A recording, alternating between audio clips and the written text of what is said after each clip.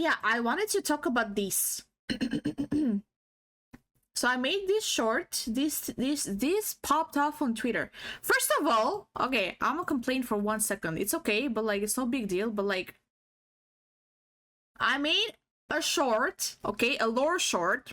This one was really good. This one was really good. This one was like detailed, kind of, and like based on actual, you know, like actualities in the game. TS got nothing, which is fine. I posted it on TikTok. On TikTok it popped off. I got like 60 comments, very fun to read. I really enjoyed my time there.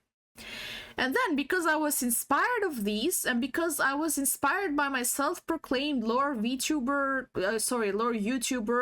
without the YouTuber part, because, you know, like, you two know best that I used to be sorry. Cat hairball stuck in my throat. You two know best that I used to be very invested in Genshin lore. Correct. I'm talking to you two because you two are here. Thank you for being here, by the way. I appreciate it. And I was you see okay, I still am. I still am. Okay, I still am. But like it was, I used to be very invested, but like it was kind of like low-key. It was like without the YouTuber part. Like I did attempt like that other account back in the days, but like my only good video was the Makoto one. I should redo that, by the way, because it still stands to this day. If anything, I have more evidence. But anyways, now this did poorly here, but I was like, since this did poorly here, I'm gonna make some bullshit up again, because I'm a crack theory enthusiast. I'm gonna make some bullshit up again, and I posted these. This shit was, people actually found this. Like, the algorithm actually pushed this one. And I even got like 3 subbies out of it. Like, I can literally show you here. I can go to my analytics. I can go to my content. I can go to my shorts. I can click on this short, analytics. I got 3 subbies out of it, which in my standards, yes, I can. Which in my standards, this is big. This is a big amount of subscribers to get from one short, okay? Now tell me why the bullshit I post gets like this. Because like, if this builds my audience, people are gonna know me as a dumbass loser who makes shit up. Why couldn't this been pushed? This should have been pushed. So anyways, this was the quote-unquote good short I made, okay? Let me play this for you real quick. What if the Abyss Twin was actually a weapon created in Khaenri'ah? This was a niche theory around 2 years ago after Nahida confirmed that the Traveler's sibling did not classify as a descender. But what if it was true all along? The final seed of Note Krai's Act 2 quest confirmed a terrifying new reality. The Abyss sibling never left the spaceship the twins used to land into Teyvat. But then, how does everything else in the story happen if this was the starting point? What if the sibling was actually trapped in the hibernation chamber or even died in it? What if they were absorbed by Teyvat's ley lines and turned into memories instead? Or even worse, what if they were taken by the Abyss? And if memories can be used to recreate an entire fallen civilization, what if they can also be used to create a living being? A sinful act going against the heavenly principles and being considered an arrogation of mankind. What if someone skilled enough in the creation of life used Stardust and Kemia to create a perfect copy of the twin, which was fated to be Khaenri'ah's savior, but not necessarily to save the Khaenri'ah of 500 years ago, but the new Khaenri'ah that has yet to rise, and thus pay a terrible price for that. Just imagine a golden-haired savior with powers from beyond Teyvat who wants to talk face to face with the heavenly principles. And who's a better candidate to face other than the signature of Sin and Gold that could have had a hand in all of this, other than acting Shade of Life,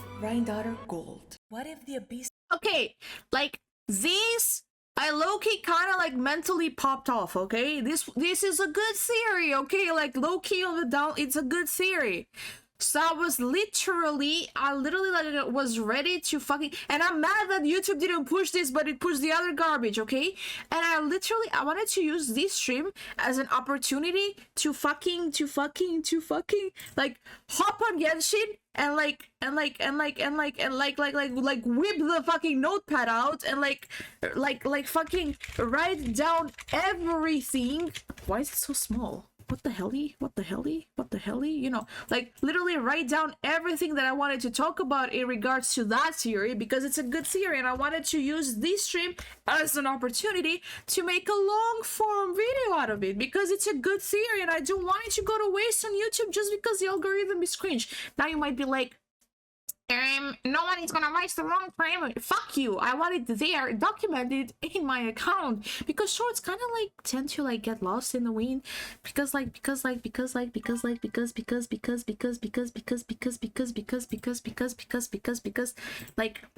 like I low-key I post a decent amount of shorts, and like the more I stream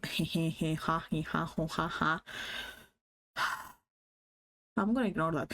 The more I stream, the more potential clips I can take, right? Like in like cause if I say something, if the voices take over for like 5 seconds on stream, hey, that's a clip, okay? Like that's a short I can post.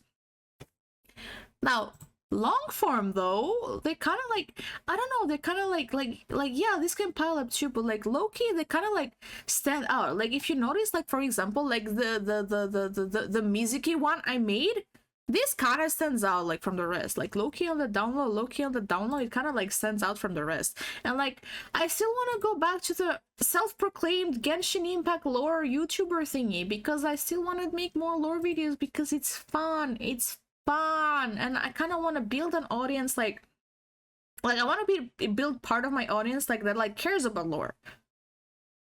But if fucking YouTube pushes out this thing, the garbage, then I'm not gonna do that, because the audience that I'm gonna, if I do, like if it does reach audience that cares about lore and they're gonna see this podcast here, they're gonna be like, who the fuck is this loser nobody that doesn't know shit?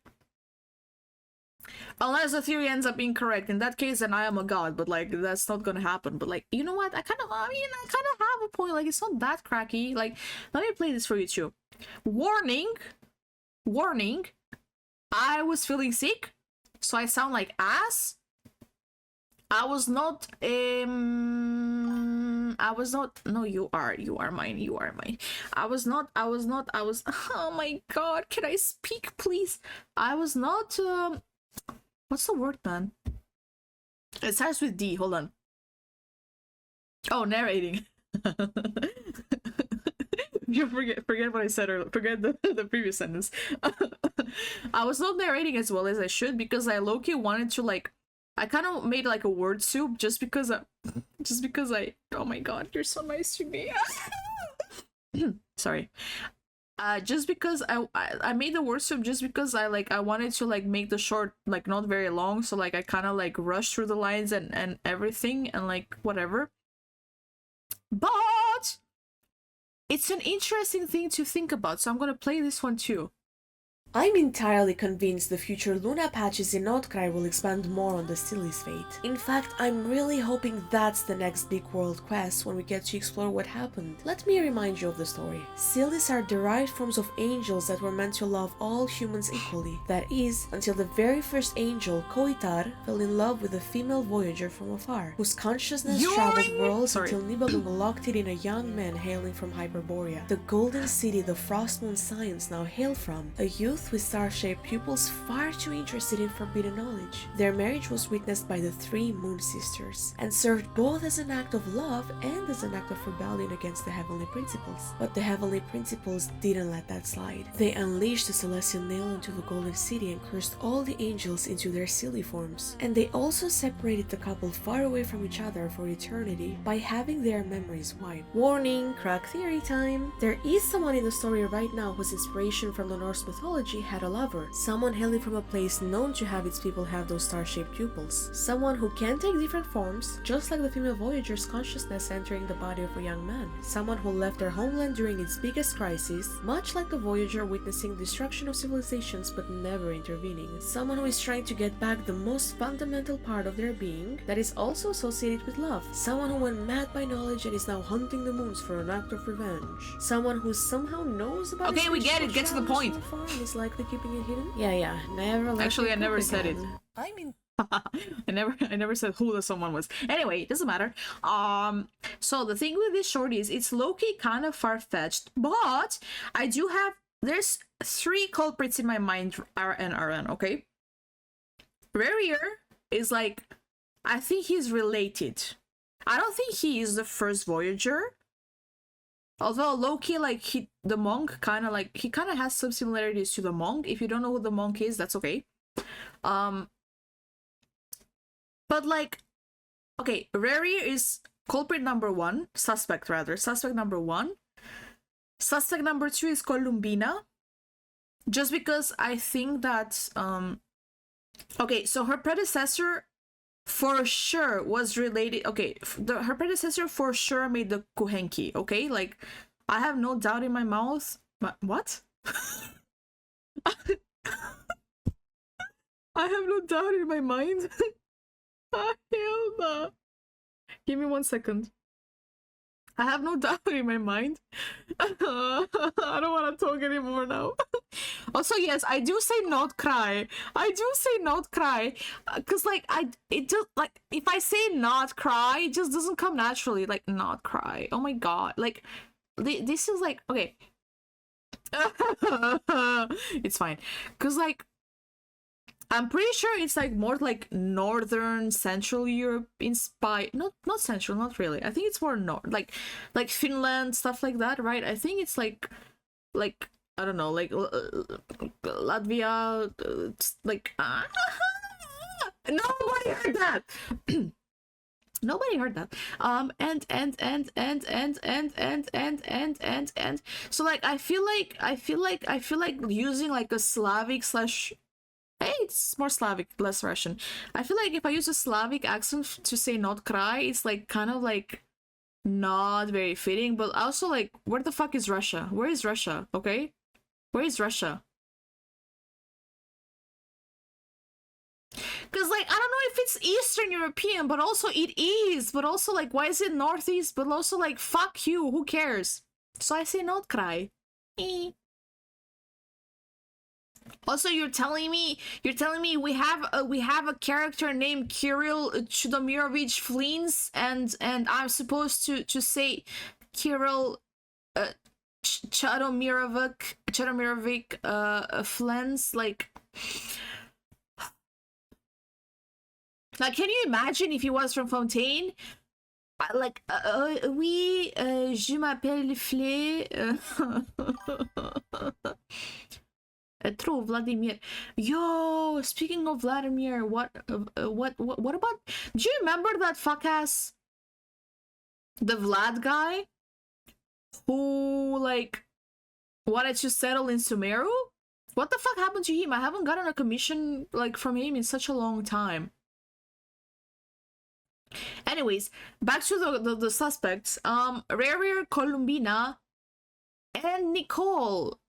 Now, the reason Nicole feels like a suspect to me is she is an angel. But also, have you seen her eyes? Because like when you hear the word star-shaped pupil, like eye, you might like, I don't know, like you might think of, no, nothing about Senora. You might think of Conrians, right? Entirely convinced the Shut the fuck up. Can I not speak? Okay. Excuse me. I mean, you didn't hear that, but because when you think of star-shaped pupils, you might think of Conria. But also, look at this girl's eyes. It's getting there. Give it 3 seconds. What is this? She has Primogem-shaped eyes, but why? Because these also technically fall in the category. Because, like, the Voyager... Okay, let me explain... Sorry. Let me explain the Seelie lore to you in like a little bit more detail, okay? So angels used to be like semi-primordial beings. Like they were basically like back in the day where like the 3 moons still existed. Now the 3 moons were made by the primordial one, okay? So like they're pretty ancient, and they did like die a very long time ago. I think it was pre-Archon War for sure. But so anyways, the angels were like celestial beings. I'm pretty like they were like they were basically like kind of shackled. Like they used to have wings and crowns, elemental crowns, And those crowns also served as shackles, and they had to abide by the orders of Celestia. And Celestia's main order was like, you angels will love all humans equally. Keyword is equally, okay? Equally. That's cool. That's all nice and Dane. Okay, so Koitar was the first angel.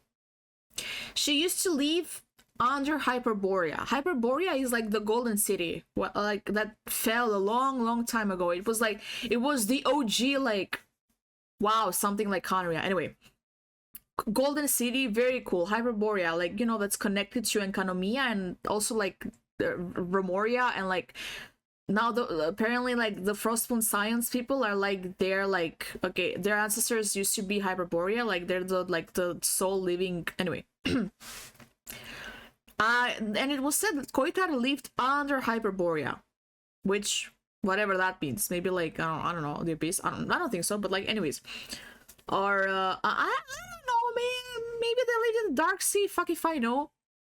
The Dark Sea, as a reminder, is the place outside of Tevat, because Tevat is considered a continent, not the entire world. And the Dark Sea, sorry, the Dark Sea is basically everything that's not Tevat / everything that's not ruled under the Seven. So all territories. I know it's named Dark Sea, but like it has Earth too. Like Enkanomiya, for example, is part of the Dark Sea. Even though it's technically under Inazuma, it's still considered Dark Sea outside of Tevat, which is why we get it in a separate map. Cool. Anyway, Koitar, angel.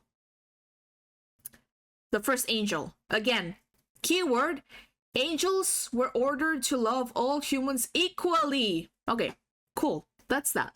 Now, the Voyager. Let me give some context. So, there was once a being whose consciousness traveled worlds. Like across the universe. Consciousness. Keyword is consciousness, right? And she was considered a traveler from afar. Words in the streets say she might be one of the descenders, but we don't exactly know yet. Maybe, right? Like some word of the streets say she's like the second descender, but anyway, it doesn't matter. Now, her consciousness used to travel across universes until Nibelung, which was the primordial dragon, he like grabbed her consciousness and like basically like locked it into Tevat, like brought it to Tevat, and they put her consciousness in a young man. A young man described with like star-shaped pupils, so like people were like, oh, I guess he's like someone from Conria, right? Anyway, now this guy was really interested in forbidden knowledge and like stuff like that. Like he really wanted to know the origins of Tevat, because, you know, like he was technically a traveler, and he's like, well, why am I here? Like, tell me more about this place, I guess. And he traveled a bit more, and he was like one to like, I'm saying he now because like her consciousness was put in like a man's body, so like whatever. And he used to travel like places, and he witnessed destructions of civilizations, but because he was like duty bound to not intervene. I'm not too familiar with his duty, but like he basically like would witness them and not like look, like not intervene, like not try to help, no, nothing like that, right? And one time he went to Koitar, the first angel, and he was asking like, yo, like about like the origins of Tevat and like forbidden knowledge and like stuff like that. And she was like, what the fuck is going on? But then he like kept telling her about it, and she was like, wow, that's so cool. And then boom, her like crown that shackled her like got destroyed after that, I guess by like feeding her forbidden knowledge, or like I don't know, like.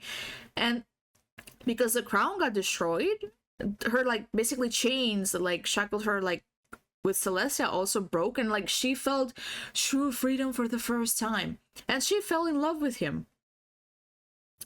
And they got married because A, you know, they fell in love, and B, well, if Celestia told me that I have to like be shackled, well, now I'm like, I broke my shackles, I'm free, so like fuck you, Celestia, I'm actually getting married now because fuck you, because it's an act of rebellion.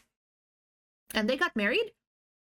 and the 3 moons witnessed the marriage, right? They were like there.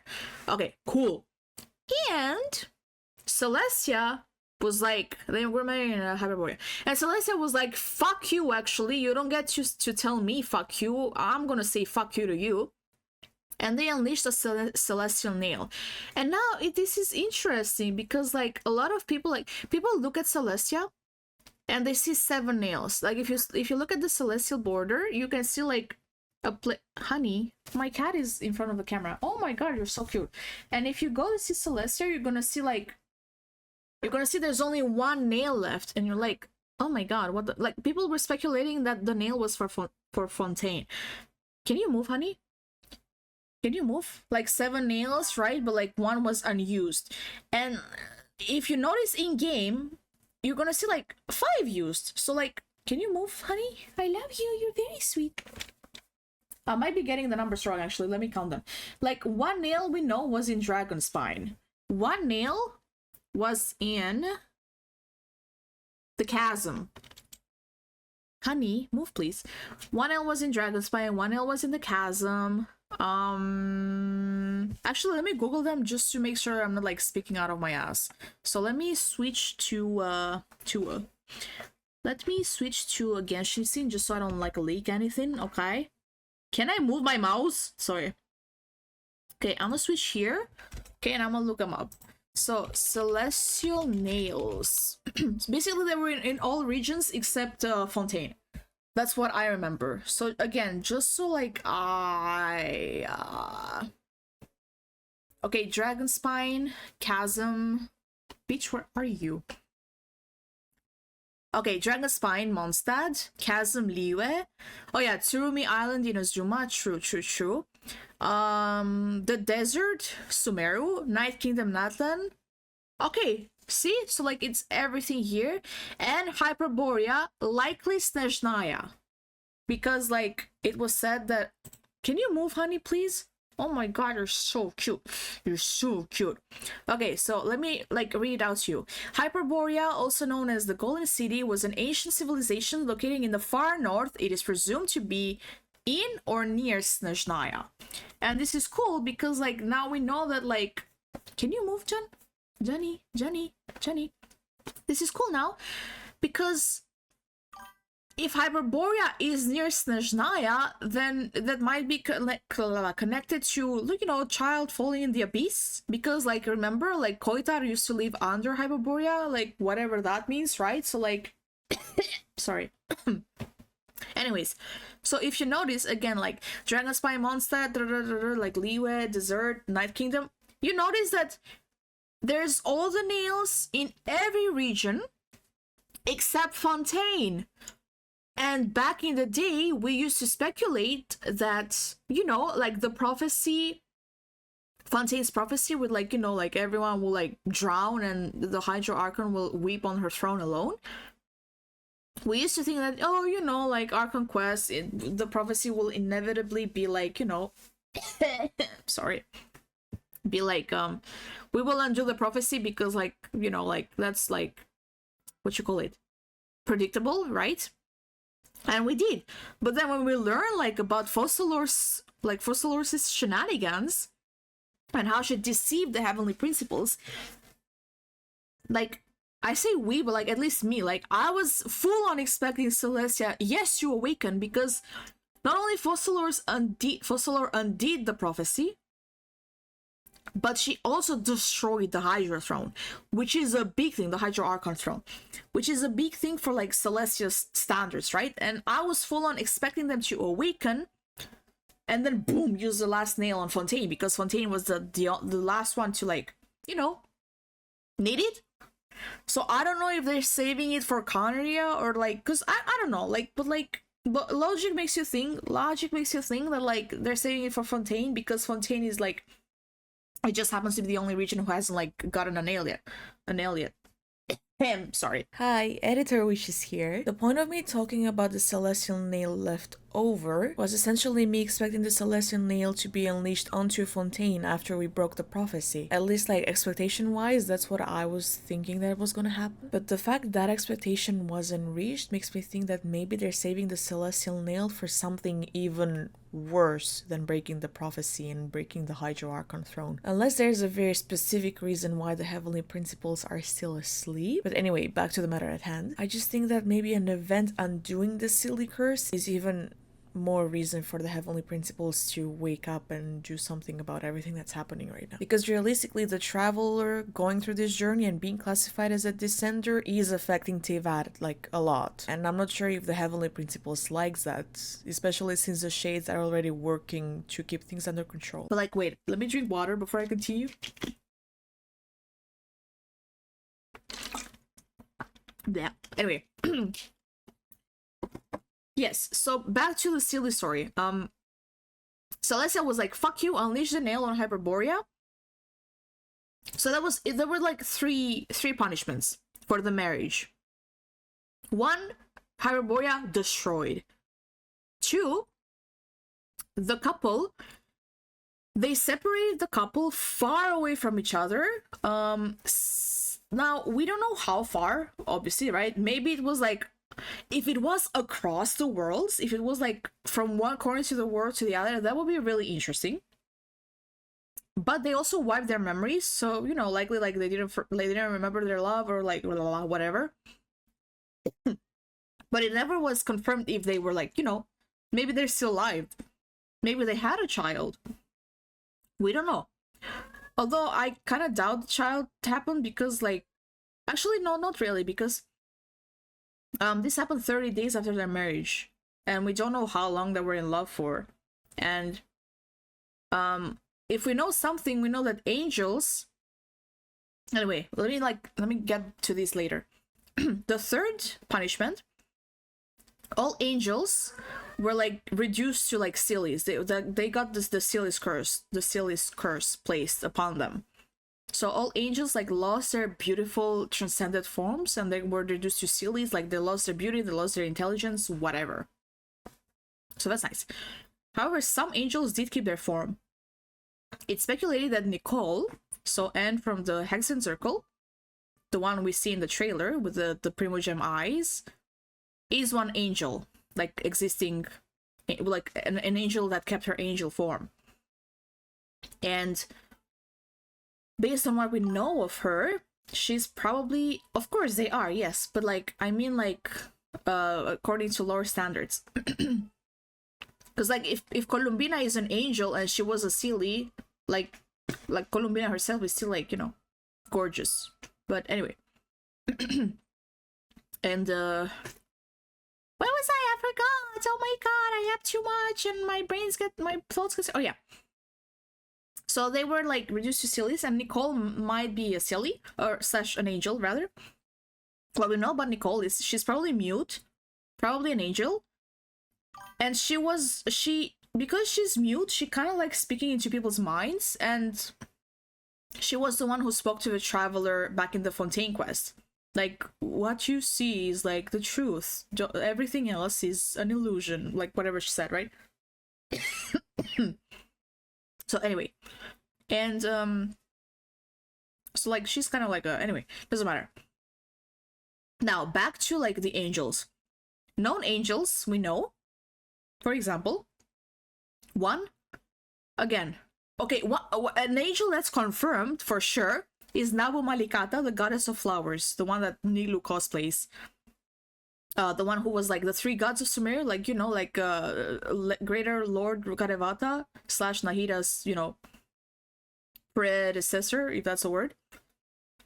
King Deshret, that fucked up the forbidden knowledge thingy, like from the desert. And Nabu Malikata, goddess of flowers. She was an angel. And I'm pretty sure she had a child with Greater Lord Rukadevata, like hashtag Yuri, like not actual child, right? But anyway, doesn't matter. Like Nabu Malikata and other angels, I don't remember who exactly right now, but I know that like they make like children, basically, that resemble silly forms. For example, Nabu Malikata made like the lamp. You know that racist lamp that looks like a bird? Or actually like the genie. Anyway, okay, let me like look it up. So I'm not like talking out of my ass. So Nabu Malikata.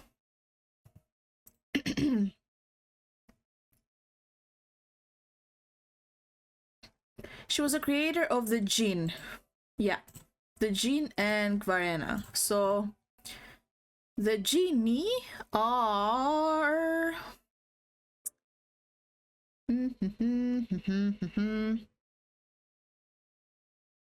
okay, so Lilupar, which is the racist lamp. Yes, I remember that correctly. Okay.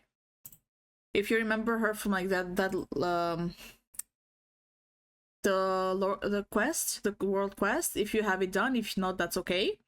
It's also the Doris lamp. That's also one of them, right?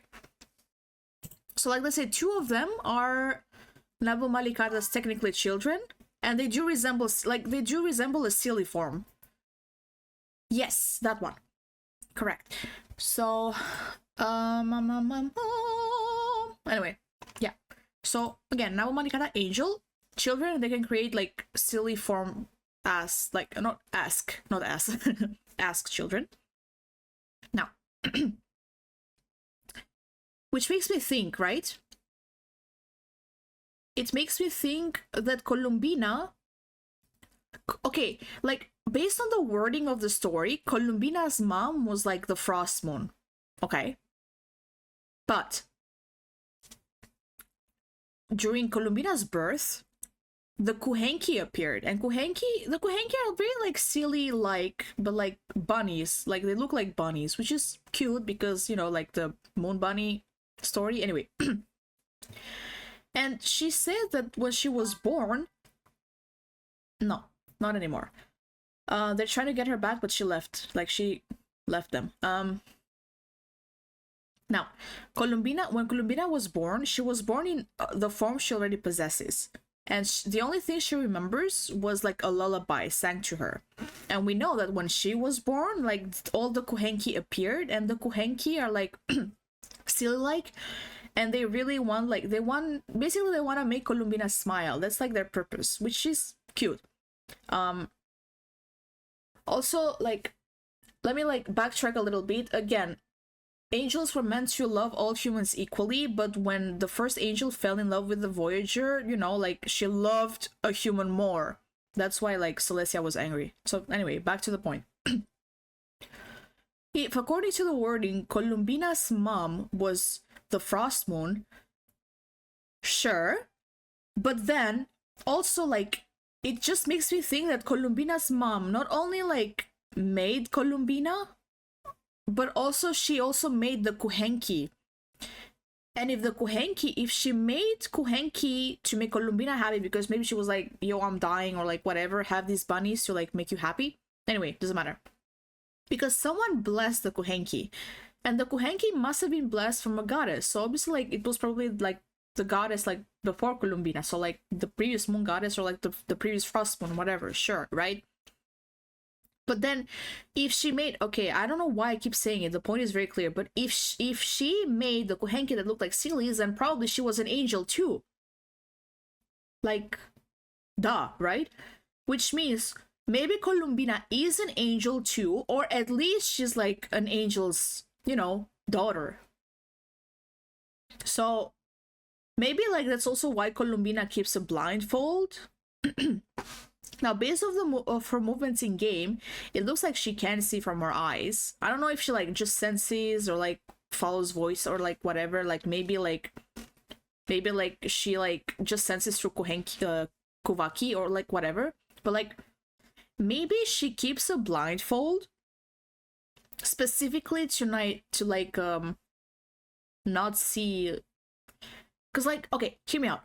If Koitar fell in love with someone and like destroyed everything, maybe Columbina keeps the blindfold on to like not see anyone and accidentally fall in love with them too, or like whatever. Although I feel like this is a bit of a stretch, but like it's possible because, girl, why are you blindfolded.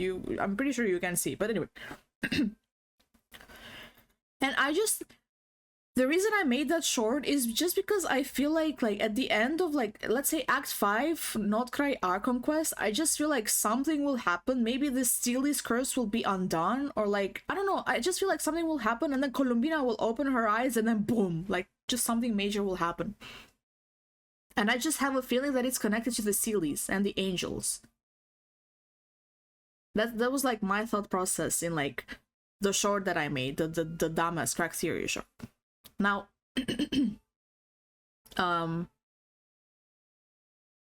now if, let's say again, back to the crack theory at hand, if Rerir, I don't think it's him, but like, also like, why are you appearing in the Archon Quest then? Like, why are you randomly here? But anyway, if let's say Rerir is the monk, the old monk, or like the first Voyager in like his, you know, like youth form, quote unquote. If Rerir is the Voyager, maybe he's looking for Koitar. Or, and like, he got mad at the moon's, whatever. I don't think it's him, but like, what if he's like, what if he's a predecessor of like, is this a word, man? I don't know. What if his ancestor was the Voyager? And he's like, you fucked my dad. Okay, I don't think it's, whatever. It's like, not, but like, I don't know. Like, I just feel like they're kind of related somehow. I don't think it's him, but I think he's related. I just can't explain it. Like, I can't, like, put my finger on it, but I just feel like he's there for a reason. Huh? Yeah, not like that! Not like that, not like that, not like that. Not like that. But I don't know, man. It's just, like, it pisses me off. Because in Norse mythology, he had, like, a wife. But, and he also, like, cries like a name out in the Archon Quest. So Lindy's or like whatever. And some speculation is like, what if that's Columbina's real name or like whatever? Like, I don't know, maybe, but like, I don't know, man. Because like, is he in love with Columbina? I don't know. Did he forget he was in love with Columbina? I don't know. But like, if you're in love with an angel, hypothetically, I don't know. Is Nicole the first Voyager? Because, like, you know, like, the Voyager was technically a woman. I don't know either, I don't fucking know, but, like, it also doesn't, I don't know, like, why would the Voyager be an angel? Because, I don't know, I don't know, man, I just feel like there's something there, and I can't put my finger on it, and it pisses me off, but I just feel like it has something to do with this, with the Seelies and the angels, and something will be undone. And then maybe Celestia will get peace or something like that. I don't know. Anyways, I guess we'll see. But that was kind of my thought process in that short. But I marked it as a crack theory because I myself cannot put my finger on it, but I do have an expectation regarding it. That's just what I think. But I'm gonna think about it a bit more. And then, I mean, the next quest is soon, so I guess we'll see more stuff there. Anyway, it doesn't matter. It's just me yapping because I like yapping about lore and stuff. And don't get me wrong, I love crack theories. I still have a crack theory that like Skara was not just Raiden's child, but also someone else's. But like anyway, it doesn't matter. Yum yum yum yum yum.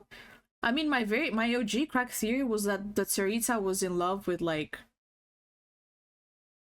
I think it was Issaroth, before it was confirmed Issaroth was, like, a woman, but, like, and that Paimon was her kid. Okay, that was actually dumb, though, but, like, it was funny. It was funny, like, making an essay about it and posting it. Because at this point, like, the story can get anywhere. Yuri, I mean, we do have some confirmed Yuri, even though, like, don't tell that to some fans because they're gonna get mad. Like, you're telling me Koitar, like, Koitar and the Voyager isn't Yuri? Like, yeah, like, the form is a young man, but, like, she was, you know, her consciousness was entrapped, like, trapped in the body of a man because Nibelung said so, but, like, that was still a woman before, I don't know. And also it pisses me off because Rerir, like, okay, Rerir was one of the 5 sinners. Sure. But what the fuck is he doing with the spaceship? Because he knows where the spaceship is and probably hides it. And I feel like he hid it, but like, why?